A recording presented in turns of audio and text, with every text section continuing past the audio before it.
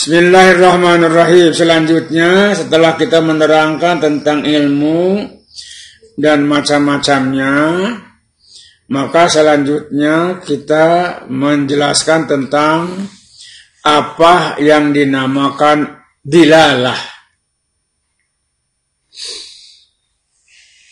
Kata dilalah dari dala ya dulu dilalatan. Sesuatu menunjukkan sesuatu. Itu namanya dilalah. Ta'rifnya, ad-dilalatu hiya fahmu amrin min amrin. Dilalah adalah memahami sesuatu dari sesuatu. Wa yusamma amrul awwalu al-madlula. Sesuatu yang pertama itu dinamakan madlul. Wal amrusani dengan sesuatu yang kedua itu namanya ad-dal. Contohnya ketika kita lewat traffic light, maka lampu menyala merah. Maka apa yang dimaksud dengan merah itu? Orang semuanya pada berhenti. Walaupun tidak ada polisi, ketika lampu mau nyala, kita berhenti. Sebab apa? Ada sesuatu yang menunjukkan bahwa bila lampu itu menyala, berarti kita tidak boleh nyebrang.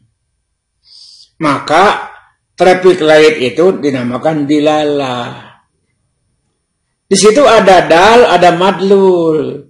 Dalnya lampu merah menyala. Apa madlulnya? Kendaraan tidak boleh bergerak. Itu yang dinamakan dilalah. Jadi pahamu amrin min amrin, mengerti sesuatu dari adanya sesuatu. Kemudian dilalah itu terbagi kepada dua bagian besar. Yang qasimu dilalatu ila qismaini, terbagi dilalah kepada dua bagian. Yang pertama bersifat kata-kata yang dinamakan dilalah lafziyah. Dilalah lafziyah. Apa definisinya dilalah lafziyah? Ad-dilalatul lafziyatu hiya makana dalu fiha labdon aw sawtan. Yang keadaan dalnya, si penunjuknya itu berupa lafaz atau suara. Nah, dilalah lafziyah ini yang sifatnya lafaz ini dibagi kepada tiga. Yang pertama adalah tabi'iyah, berarti dilalah lafziyah yang sifatnya tabi'iyah. Tabi'iyah berarti tabiat. Bahaya makana dalu fiha aradon tabi'iyan, yang keadaan si penunjuknya itu adalah penampilan sikap. Kadilalatil anin alal alami, seperti dilalahnya orang merintih. Merintih itu kan suara atau lafaz, makanya dinamakan dilalah lafziyah. Tapi ini dari sisi tabiat. Tabiatnya jama anukanya nyarian masuk merintih. Kadilalatil anin alal alami, seperti dilalahnya yang merintih menunjukkan kesakitan. Orang merintih itu menunjukkan sakit. Orang merintih namanya dal, kesakitan namanya madlul. Tapi sifatnya bersikap tabiat. Yang kedua bersifat akliyah, akal. Apa definisinya? Dilalah lafziyah akliyah. Wahya makana dalu fiha, yang keadaan si penunjuk padanya itu aklan, bersifat akal. Apa maksudnya bersifat akal? Sifat akal maksudnya adalah umpamanya tidak mungkin begini kalau tidak begitu. Itu namanya sebab akibat. Maka dinamakan dilalah akliyah. Tapi sifatnya bukan tabiat, tapi ini mah akal. Kadilalatil kalami fil hujrati, seperti dilalahnya ada kedengaran ada obrolan di sebuah kamar. Apa madlulnya? Ala insanin biha, menunjukkan di kamar itu ada orang. Sadaya teu katempo jelema mana. Tapi kadangnya keur ribut keur ngobrol, berarti di jero teh aya jelema tah. Maka tidak mungkin terdengar suara orang kalau tidak ada orangnya. Maka itu dinamakan dilalah akliyah. Karena tadi tidak sebab dan akibat. Seperti dalam bahasa kita ada api, ada asap. Kalau melihat sebelah sana ada asap bersedip, berarti di situ ada api. Tidak mungkin ada asap tanpa api. Nah, maka itu sebab akibat. Namanya dilalah akliyah. Yang ketiga adalah wad'iyah. Wad'iyah ini aturan, ketentuan yang disepakati. Apa definisinya? Wahia, maka nadalu, yang keadaan si penunjuknya itu pihak padanya itu wad'an, aturan, wastilahan dan istilah. Tapi ingat, ini yang ketiga-tiganya lafziyah.